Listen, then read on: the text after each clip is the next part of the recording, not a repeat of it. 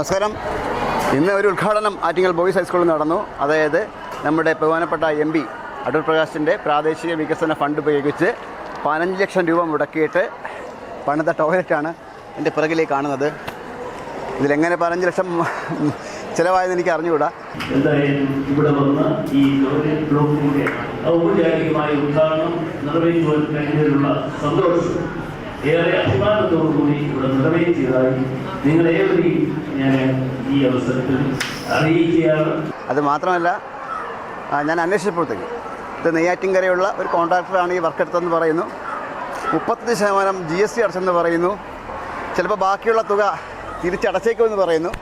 ആർക്കും ഒന്നിനും വ്യക്തതയില്ല.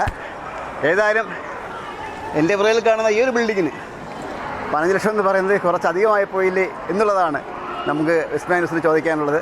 അപ്പോൾ ഒരുപാട് കാര്യങ്ങളൊക്കെ ഇങ്ങനെ വരുന്നുണ്ട്.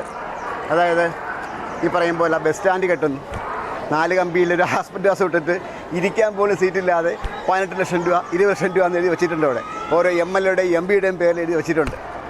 അതേപോലെ ആകാതിരിക്കട്ടെ, വ്യക്തമായ കണക്കും കാര്യങ്ങളൊക്കെ പുറത്തു വരട്ടെ എന്നാണ് വിസ്മയ ന്യൂസിൻ്റെ ആഗ്രഹം. വിസ്മയ ന്യൂസിൻ്റെ ക്യാമറമാൻ അനീഷിനൊപ്പം ശ്രീകുമാർ സൈനിങ് ഓഫ്.